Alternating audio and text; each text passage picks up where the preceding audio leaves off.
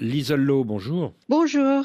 Quelle est la vraie raison du raidissement des Américains contre l'Afrique du Sud? Est-ce que c'est le sort des fermiers blancs afrikaners ou est-ce que c'est la plainte pour génocide que Pretoria a déposée contre Israël devant la Cour internationale de justice? Ce qui est sûr, c'est que la plainte contre l'Israël a beaucoup contribué à cette dégradation des relations entre l'Afrique du Sud et les États-Unis. Et puis aussi, depuis le début de 2022, le fait que l'Afrique du Sud ne voulait pas ouvertement condamner la Russie pour l'invasion de l'Ukraine et son insistance depuis aussi de vouloir être neutre dans ce conflit, l'Afrique du Sud étant membre du BRICS, etc. Donc il y a le conflit en Ukraine et puis sa ferme opposition à ce que fait l'Israël à Gaza. Ces deux choses-là, je pense, sont des vraies raisons de ces relations problématiques que nous voyons depuis plusieurs mois maintenant. Et alors sur cette question palestinienne que l'Afrique du Sud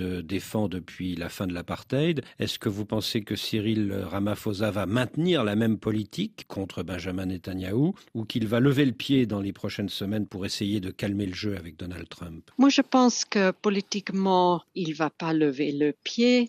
Il y a un large consensus en Afrique du Sud, même au sein de cette coalition de gouvernement d'unité nationale, pour condamner l'Israël. D'accord, il y a des nuances. L'Alliance démocratique, donc le parti de l'opposition qui fait partie du gouvernement aujourd'hui, n'a pas soutenu le procès à La Haye, mais l'opposition de l'Afrique du Sud contre l'Israël a une popularité assez large. Je pense pas que c'est quelque chose que Cyril Ramaphosa va ouvertement changer dans cette position pro-palestinienne. Depuis le début de l'invasion de l'Ukraine il y a 3 ans, l'Afrique du Sud a renforcé ses liens avec la Russie, notamment via les BRICS. Elle s'est aussi rapprochée de la Chine et de l'Iran. Est-ce que Cyril Ramaphosa n'a pas intérêt à rééquilibrer sa politique internationale s'il veut voir Donald Trump lors du sommet du G20 en novembre prochain en Afrique du Sud? Oui, et je pense que ça, c'est vraiment l'enjeu diplomatique de cette rencontre. Parce que Ramaphosa a, il faut se souvenir, à la fin du mois d'avril, invité Zelensky à Pretoria. Même si c'est très complexe parce que l'Afrique du Sud, quand même, est un membre de BRICS. La Chine étant son plus grand partenaire économique. Et il y a encore très récemment les ministres de l'ANC qui sont allés en Russie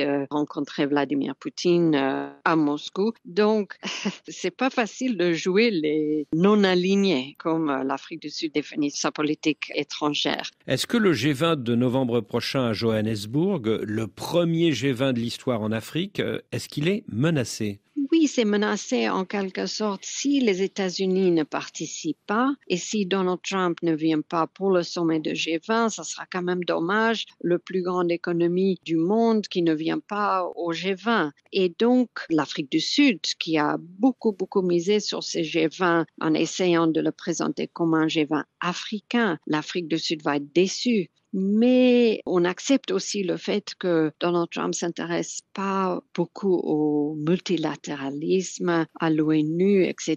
Donc, c'est peut-être pas quelque chose que Ramaphosa va, lors de cette rencontre, essayer de pousser trop loin parce qu'il y a d'autres enjeux qui sont plus importants que le G20 qui est pour une année. Certes, c'est important et diplomatiquement, ce sera important si Donald Trump vient, mais s'il ne vient pas, bon, l'année prochaine, normalement, ça devrait être le G20 américain, mais ça peut passer à un autre pays européen, par exemple, aussi. Alors, sur la question des fermiers afrikaners, Washington brandit une loi votée par le Parlement sud-africain au mois de janvier qui autorise dans des cas exceptionnels la saisie de terres sans compensation. Est-ce que c'est une menace concrète contre les fermiers blancs afrikaners ?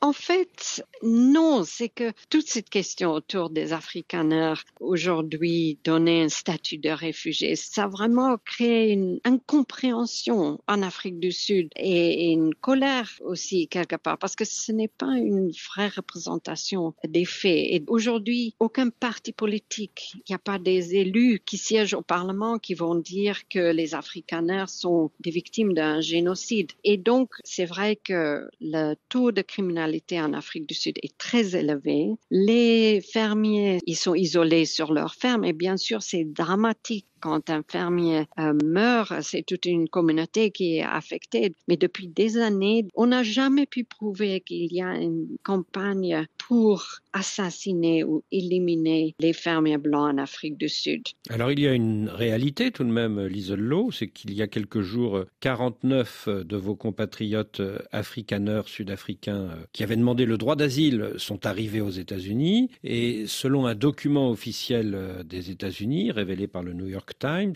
plus de 8000 familles afrikaners ont fait une demande d'asile aux États-Unis. Est-ce qu'un exode des Sud-Africains blancs est envisageable dans l'avenir, comme celui des Pieds Noirs d'Algérie en 1962 ? Oui, en fait, on parle de ça depuis 1994. Avant la fin de l'apartheid, il y avait une vague d'émigration des Blancs sud-africains, certes en Australie, en Angleterre, ailleurs. Et là, de temps en temps, quand il y a des problèmes économiques et la violence, la criminalité ajoute à ça. Donc, c'est sûr que pour quelqu'un qui a les moyens pour quitter le pays, beaucoup admettent eux-mêmes qu'ils le font par opportunisme. C'est une occasion, c'est une opportunité aussi pour leurs enfants de devenir citoyens américains. Sur le plan économique, les Américains sont le deuxième partenaire commercial de l'Afrique du Sud, à qui ils achètent beaucoup de voitures et beaucoup de produits agricoles. Si demain, Donald Trump augmente les taxes douanières de 30% pour les produits sud-africains importés aux États-Unis, comme il en a agité la menace le mois dernier, est-ce que cela ne risque pas de ruiner beaucoup d'agriculteurs et beaucoup d'ouvriers agricoles ? Oui, absolument. Ça, c'est vraiment la vraie raison pour cette visite. Et pour l'Afrique du Sud a un taux de chômage de 32% et beaucoup plus élevé parmi les jeunes d'ailleurs. Et si encore dans certaines zones où il y a des grandes fabriques d'automobiles, ces usines vont fermer, des dizaines de milliers de gens vont aussi perdre leur travail et aggraver le taux de chômage. Donc, l'agriculture, le secteur automobile sont absolument clés pour l'Afrique du Sud. Et si l'AGOA ne donne plus des tarifs favorables aux exportateurs sud-africains vers les États-Unis, ça va être encore beaucoup plus difficile. Le porte-parole de la présidence sud-africaine a évoqué il y a quelques jours un éventuel accord avec les États-Unis dans le domaine des terres rares et des métaux stratégiques comme le manganèse. Est-ce que ce serait une façon d'amadouer le président américain par un deal à la façon Volodymyr Zelensky ? Oui, absolument. Et depuis quelque temps, nous regardons de près où sont les terres rares. L'Afrique du Sud est un grand pays minier, bien sûr. Et l'Afrique du Sud a des ressources stratégiques, manganèse, platine, chrome.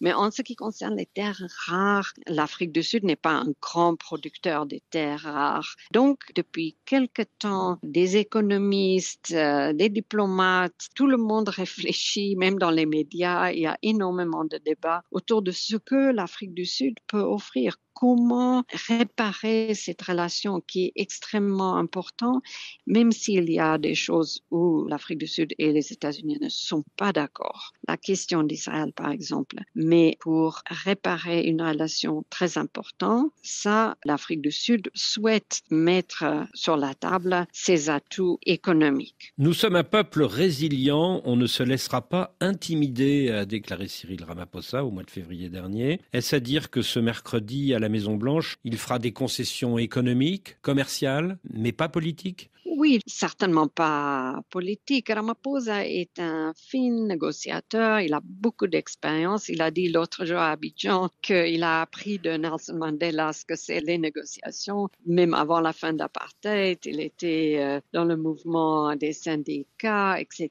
Donc, je pense que dans cette confrontation aux discussions avec Donald Trump, il va être ferme sur certaines red lines, comme ils disent, lignes rouges, comme son soutien au peuple palestinien. Mais je pense que Ramaphosa va être poli et essayer de parler des choses qui pouvaient éventuellement calmer aussi le jeu entre Donald Trump et l'Afrique du Sud.